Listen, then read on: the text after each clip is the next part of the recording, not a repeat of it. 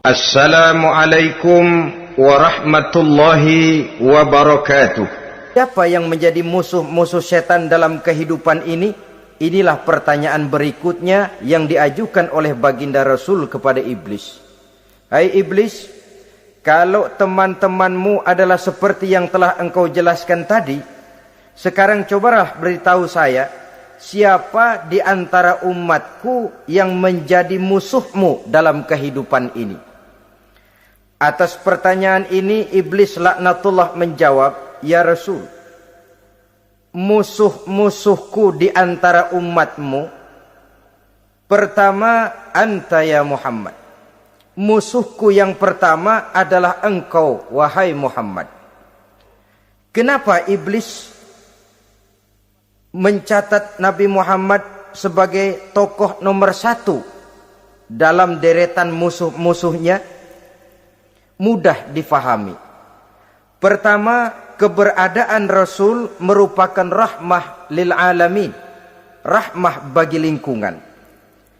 Yang kedua, beliau berfungsi menyelamatkan manusia dari tempat yang gelap gulita, dari tempat kesesatan menuju tempat yang terang benderang penuh berisi petunjuk dan hidayah dari Allah Subhanahu wa taala.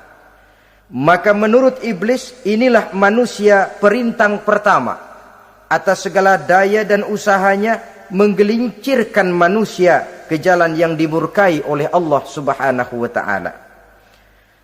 Kalau kita baca sejarah, risalah yang dibawa oleh Nabi Muhammad ini memang merupakan risalah yang membawa rahmah bagi alam sekitarnya. Ada sedikit perbedaan dengan risalah-risalah sebelum beliau. Sepertinya risalah yang dibawa oleh para rasul terdahulu itu mempunyai efek yang langsung pada kehidupan di dunia ini. Nabi Nuh misalnya menyampaikan agama. Hai umatku, ini agama. Umat menentang, turun banjir yang menenggelamkan orang-orang kafir. Azab diturunkan pada waktu itu juga, pada saat nabinya masih hidup. Jadi azabnya itu jenis cash, kontan. Nabi Soleh, hai umatku, ini agama. Mereka menolak, turun gempa bumi yang amat hebat menggulung orang-orang kufur. Nabi Musa, hai umatku, ini agama. Mereka menolak, sebagian ditenggelamkan di Lautan Merah, sementara sebagian lain dikutuk menjadi monyet-monyet yang hina, seperti diceritakan dalam Al-Quranul Karim. Lain dengan Rasulullah Sallallahu Alaihi Wasallam. Bagaimanapun kurang ajarnya umat yang dihadapi oleh beliau, bagaimanapun menentangnya jamaah yang dihadapi oleh beliau, azab tidak turun sepanjang beliau masih hidup. Ini merupakan jaminan dari Allah, wa ma kana Allahu liyu'azzibahum wa anta fihim. Allah sama sekali tidak akan menurunkan azab selama engkau wahai Muhammad masih hidup di tengah-tengah umatmu. Jadi keberadaan Nabi Muhammad merupakan jaminan keselamatan bagi umatnya. Selama beliau masih hidup, azab tidak turun bagaimanapun kurang ajarnya umat. Di sini sedikit bedanya dengan nabi-nabi terdahulu. Juga perbedaan dalam pola dakwah. Nabi Nuh ketika dakwahnya ditolak oleh umat, keluar doanya meminta umatnya ditenggelamkan. Tetapi Nabi kita ketika dilontari batu oleh umat, malah beliau mendoakan umatnya agar memperoleh hidayah. Oleh sikap yang semacam ini, wajar lalu iblis menganggap Nabi Muhammad sebagai musuh ranking pertama. Yang kedua, siapa musuhmu di antara umatku? Yang kedua kata iblis, musuhku Muhammad imamun adil. Pemimpin yang adil. Itu yang akan menjadi musuhku di dunia ini. Putus asa iblis menghadapi pemimpin yang adil. Tipu dayanya tidak terkena. Segala tingkah polanya tidak diperturutkan. Imam yang adil Pemimpin yang adil merupakan musuh daripada iblis laknatullah alaih. Apa sebabnya? Karena pemimpin yang adil mempunyai dampak dalam kehidupan di dunia ini. Melindungi orang banyak, menenteramkan orang banyak. Makin aman, tentram, tenang situasi dan kondisi, makin mudah orang melaksanakan ibadah. Makin tekun orang melaksanakan ibadah, makin dekat dia dengan Allah. Makin dekat manusia dengan Allah, makin jauh dia dari iblis. Sebab dua hal ini selalu kontradiktif. Jika kita jauh dari Allah, tentu dekat dengan iblis. Jika kita jauh dari iblis, harus dekat tentu dengan Allah. Dan begitu selanjutnya. Dalam kaitannya dengan kehidupan kita sekarang, saudara-saudara, disinilah perlunya mempersiapkan manusia. Membangun manusia itu jauh lebih sulit daripada membangun jembatan. Membangun manusia itu lebih sulit daripada membangun gedung-gedung bertingkat. Termasuk membangun dan mempersiapkan calon-calon pemimpin yang adil di masa yang akan datang. Membangun jembatan penting. Tapi lebih penting daripada membangun jembatan adalah membangun manusia yang bikin jembatan. Sebab kalau manusia yang bikin jembatan tidak dibangun lebih dahulu, saya khawatir jembatannya nanti habis dimakan oleh yang bangun jembatan. Mengaspal jalan raya penting. Lebih penting dari mengaspal jalan raya, membangun manusia yang mengaspal jalan itu. Sebab kalau manusia yang mengaspal jalan bermental rusak dan bejat, saya khawatir jalan belum selesai, aspalnya habis dimakan oleh yang ngaspal. Inilah pentingnya membangun manusia pembangunan. Semua tugas-tugas besar, semua pekerjaan-pekerjaan yang baik harus berangkat dari niat yang baik, berangkat dari hati yang bersih. Siapapun adanya kita, apapun profesi kita. Yang jadi kiai, marilah berangkat dari niat yang bersih. Yang jadi mubalik, marilah berangkat dari niat yang bersih. Niatnya itu mau menghidupkan Islam atau mau cari hidup jual Islam. Kalau mau menghidupkan Islam, mari sama-sama kita berjuang. Tapi kalau mau cari hidup untuk dengan menjual Islam, minggir saja daripada nanti bikin malu. Yang mengurus masjid, mari berangkat dari niat yang bersih. Ngurus masjid itu niatnya mau menghidupkan masjid atau mau cari hidup di dalam masjid. Kalau mau menghidupkan masjid, mari. Tapi kalau mau mencari hidup di dalam masjid, tolong minggir saja daripada nanti bikin aib. Yang jadi orang alim, mari berangkat dari niat yang bersih. Jangan memperjualbelikan fatwa, yang halal dikatakan haram, yang haram jadi samar-samar, nanti membingungkan umat. Berangkat dari niat yang bersih, membangun manusia pembangunan. Ini barangkali istilah yang lebih kena. Saudara-saudara kaum muslimin rahimakumullah. Setiap kita pada hakikatnya punya bakat. Secara fitrah yang kita bawa, bakat apapun kita ini punya. Saudara punya bakat jadi pemimpin, saudara pun punya bakat jadi pengkhianat. Saudara punya bakat jadi orang soleh, saudara juga punya bakat jadi orang salah. Saudara punya bakat jadi orang besar, saudara pun punya bakat jadi orang hina. Seluruh bakat ada di dalam diri kita. Tinggal nanti pertumbuhannya mana yang lebih subur. Saudara punya sifat berani, saudara pun punya sifat takut. Seberani-beraninya orang mesti ada sifat takutnya. Nanti mana yang tumbuh lebih subur? Kalau takutnya tumbuh lebih subur, dia akan jadi orang penakut.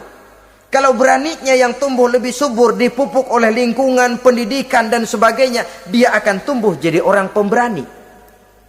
Oleh karena itu, agama merupakan lingkungan yang subur untuk menumbuhkan benih-benih yang baik yang kita bawa bersamaan dengan lahirnya kita ke alam dunia ini. Setiap kita, saya, saudara, punya bakat jadi pemimpin, punya bakat jadi pengkhianat, punya bakat jadi pengabdi, punya bakat jadi koruptor, punya bakat jadi pemelihara, punya bakat jadi perusak. Tinggal nanti lingkungan pendidikan yang menumbuhkan, mana yang tumbuh lebih subur. Kalau lingkungan saudara lingkungan maling, maka sifat pengkhianat akan tumbuh lebih subur. Kalau nanti saudara jadi pemimpin, insya Allah korupsi. Lingkungan yang menumbuhkan sifat mengabdi, sifat berbuat tanpa pamrih, dikalahkan oleh sifat pengkhianat dan korupsi itu yang dibentuk oleh lingkungan, pendidikan, pengalaman dan sebagainya. Oleh karena itu, secara dini agama menanamkan, menyuburkan fitrah-fitrah yang baik yang kita bawa bersamaan dengan hadirnya kita dalam kehidupan ini. Sebab itu seorang penyair bernama Syauqi mengatakan dalam sebaik syairnya, waladatka ummuka ya ibna adam bakian wan nasu haulaka yadhakuna surura. Hai manusia, pada saat kamu dilahirkan kamu menangis dan orang lain di sekelilingmu ketawa. Kakek senyum dapat cucu baru, paman gembira dapat keponakan baru, sementara kita yang lahir menangis. Betul apa benar? Apa ada saudara yang begitu dilahirkan terus nyengir? Saya kira kabur dukunnya itu. Setiap kamu hai manusia lahir dalam keadaan menangis, orang sekelilingmu tertawa. Karena itu katakan kepada mereka yang senyum di sekelilingmu, hai manusia, pada saat saya dilahirkan saya menangis dan kamu semua tertawa. Baik manusia. Tapi nanti pada satu saat harus terjadi kebalikannya.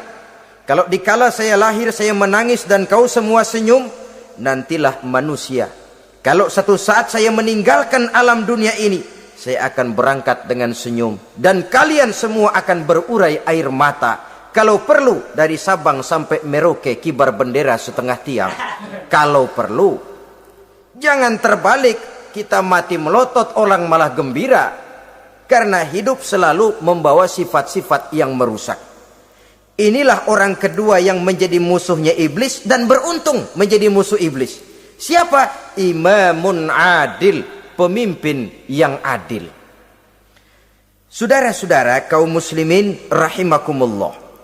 Yang ketiga musuh iblis, ghaniyun mutawadhi, orang kaya yang rendah hati, orang kaya yang tidak sombong. Kaya apa saja, baik kaya oleh karena ilmu, orang yang kaya karena ilmu disebut orang alim. Baik kaya karena materi, orang kaya karena materi dinamakan hartawan. Baik kaya karena kedudukan, orang yang kaya karena kedudukan dinamakan pejabat.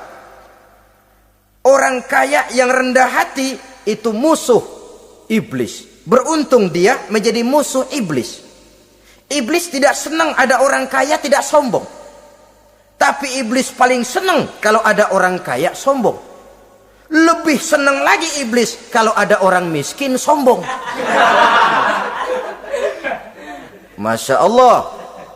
Orang kaya sombong, walaupun iblis senang, orang masih bilang pantas saja dia sombong kaya, apaan aja punya. Udah miskin sombong, kira-kira yang disombongin apaan? Dalam segala bentuknya sombong ini Allah tidak senang, tapi iblis senang. Kenapa? Karena sponsor sombong iblis. Kan yang pertama kali sombong iblis toh. Ketika disuruh sujud kepada Nabi Adam, dia nggak mau. Ini kesombongan pertama yang terjadi dalam sejarah. Ketika ditanya kenapa kau tidak mau sujud iblis? Saya kan dibikin dari api, Adam dari tanah. I am the best. Saya lebih hebat daripada iblis, daripada Adam. Adam baru kemarin dibikin, saya sudah lama. Kata Allah, kamu sombong iblis, ini surga bukan tempat orang sombong. Keluar! Terusir dia dari surga. Jadi kesombongan pertama adalah kesombongan yang dilakukan oleh iblis. Dan dia tanamkan itu kepada kita supaya jadi orang sombong. Karena itu sombong ilmu Allah nggak senang, tapi iblis senang. Mentang-mentang ada ilmunya. Nih, satu-satunya ustadz di sini ya. Semua mesti ngaji sama gue. Kalau nggak ngaji sama gue, Islamnya kurang tapi bener. Sombong karena ilmu, sombong karena pangkat, mentang-mentang pakai bintang di pundak, jalan pundak duluan. Yang wajar saja hidup ini. Sombong harta pun begitu. Kaum muslimin rahimakumullah. Orang kaya yang rendah hati dimusuhi oleh iblis, tapi dicintai Allah, dicintai Rasul, dicintai malaikat. Caranya bagaimana? Kembali kepada satu kesadaran bahwa pada saat terlahir ke alam dunia ini tidak ada yang pernah kita bawa. Kalau sekarang kita punya rumah, punya kebun, punya kendaraan, punya pabrik, punya segala macam benda, apa itu?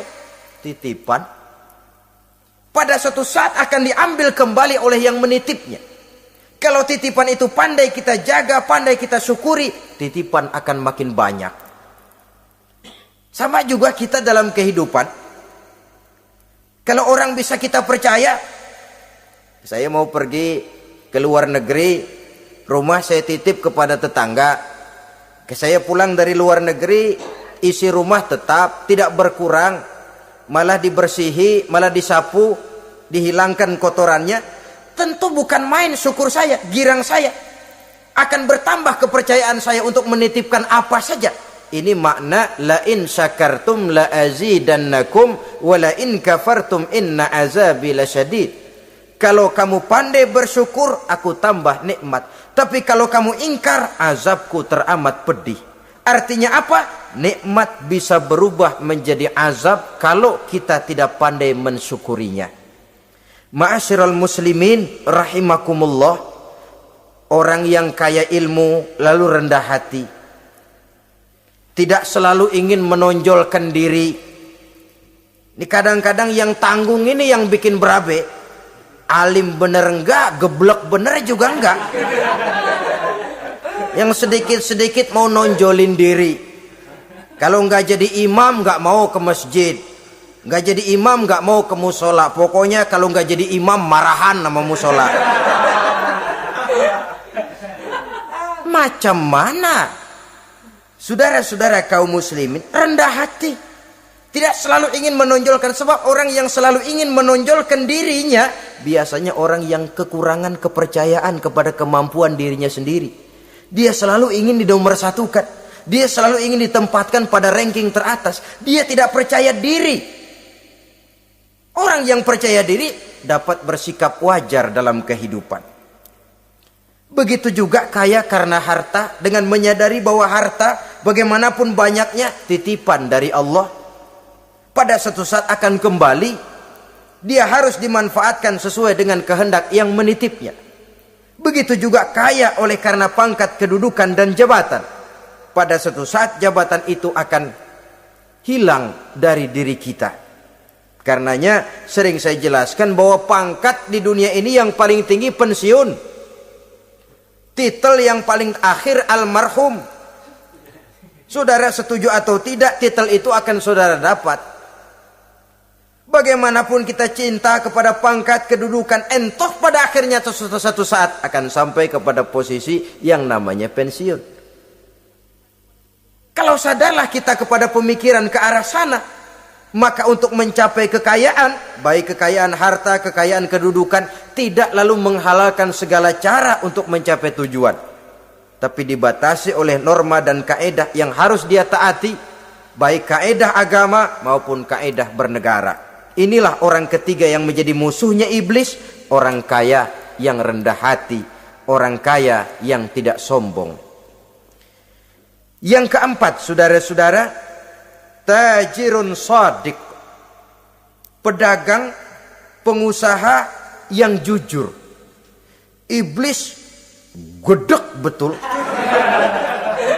benci bukan main sama pengusaha, sama pedagang yang jujur, yang tidak ngurangi timbangan, tidak nipu pembeli, tidak barang yang jelek dibilang bagus, atau yang bagus di atas yang jelek di bawah, atau dicampur yang baik dengan yang jelek supaya kelihatan semuanya jadi baik. Semua orang ingin untung. Tidak ada kecuali siapapun orangnya. Dan itu wajar. Setiap manusia ingin mendapat keuntungan. Kalau perlu dengan modal minimal mencapai keuntungan maksimal. Seperti yang diajarkan oleh teori ekonomi. Itu kan yang namanya produktif kan. Satu usaha dinamakan produktif. Bagaimana kita mengeluarkan modal minimal bisa mencapai keuntungan maksimal. Silakan. Bahwa manusia ingin untung itu insting, naluri, fitrah. Tidak ada orang yang mau rugi.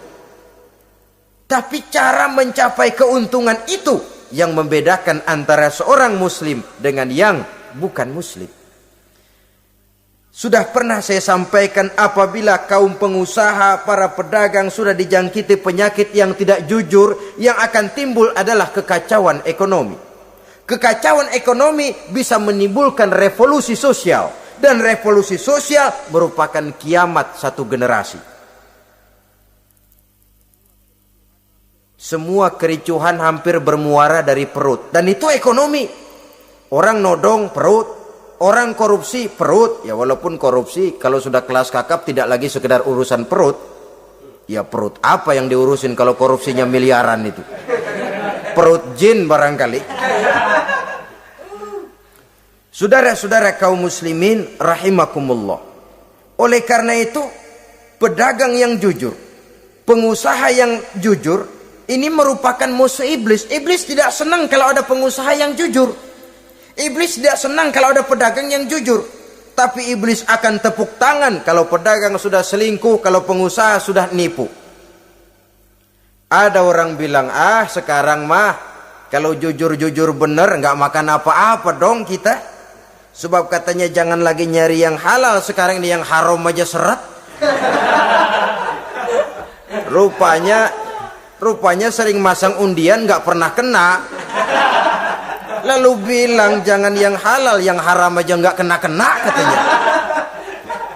Sebenarnya bukan itu masalahnya, saudara-saudara. Bukan itu masalahnya. Masalahnya ialah bahwa kejujuran membawa keberkahan. Ini kalau kita berpikir dengan kacamata agama. Keberkahan merupakan sumber ketenangan. Dan ketenangan ini tidak bisa dibeli dengan materi yang bagaimanapun banyaknya. Walaupun kita punya percetakan duit, ketenangan itu nggak bisa dibeli. Jangankan cuma punya duit banyak, percetakan duit saudara punya, mau membeli ketenangan yang berasal dari keberkahan, sulit. Jadi kejujuran membawa keberkahan, keberkahan membawa ketenangan. Jangan macam dulu tukang sol sepatu. Ditanya oleh temannya, "Bang, ngesol satu hari dapat berapa?" 200 rupiah. Sembayang enggak? Enggak. Islam? Islam, kalau Islam Kata temannya, sembayang dah, kali aja besok dapat rezeki lebih banyak. Yang benar, iya. Sebab kalau orang sholat itu Allah dekat, nanti rezekinya ditambah. Beneran? Bener. Subuh sembayang dia. Habis sembayang sarapan, berangkat ke tempat dia ngesol, mangkal. Dari pagi sampai jam 11 belum ada juga yang ngesol. Mulai bimbang hatinya. Katanya kalau sembahyang rezeki tambah. Tadi sembahyang subuh sampai gini hari belum ada yang ngesol. Cobaan kali. Sabar. Datang sholat zohor. Habis zohor nunggu lagi. Belum juga ada yang datang ngesol. Udah mau pulang hampir maghrib. Baru datang satu orang. Dan ini sendal jepit putus.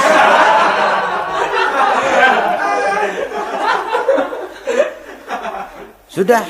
Bayar 25 rupiah. Pulang dia si tukang sol ini, ketemu sama temennya yang nyuruh sholat tadi. Ditanya, bagaimana penghasilan ini hari? Apa dijawab? Gua kapok deh sembahyang.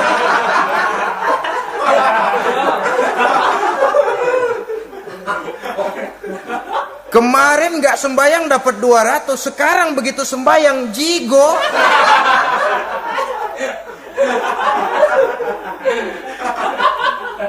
Dia tidak sadar bahwa dengan dari kacamata agama 25 rupiah yang membawa berkah jauh lebih baik ketimbang 200 uang panas. dari kacamata agama. 25 rupiah yang membawa berkah lebih baik daripada 200 rupiah tapi panas. Sebab panas menjauhkan kita dari ketenangan. Itulah sebabnya maka pedagang yang jujur, pengusaha yang jujur menjadi musuh setan dan beruntung. Sekarang jadi pengusaha jujur-jujur nggak dapat proyek, Pak. Kalau nggak bisa semar, semir, semur. Padahal agama sudah menjelaskan ar-rashi wal murtashi finnar. Orang yang nyogok dan orang yang disogok dua-duanya neraka. Kenapa? Join termasuk ta'awanu 'alal ismi wal udwan. Bertolong-tolongan dalam berbuat dosa dan kesalahan. Kalau hadiah, lain hadiah. Kalau sedekah, lain sedekah. Tapi yang namanya semir, suap, ar-rashi wal murtashi finnar. Saudara-saudara kaum muslimin rahimakumullah.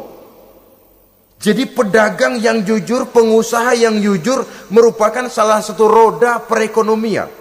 Kegoncangan ekonomi akan menimbulkan dampak sosial yang sangat luas dan kompleks. Yang pada giliran puncaknya, dampak paling negatifnya, dia sanggup menggerakkan terjadinya revolusi sosial. Bukankah sebagian besar gerak hidup manusia dimotivasi oleh keinginan untuk mempertahankan kelangsungan hidup? Dan kelangsungan hidup artinya mulut. Mulut itu artinya perut dan itu artinya makan. Setelah itu mungkin baru pangan, baru sandang, baru dia berpikir pakaian dan sebagainya. Jadi karena dia merupakan penggerak roda ekonomi, pedagang yang jujur, pengusaha yang jujur mutlak diperlukan dalam kehidupan ini.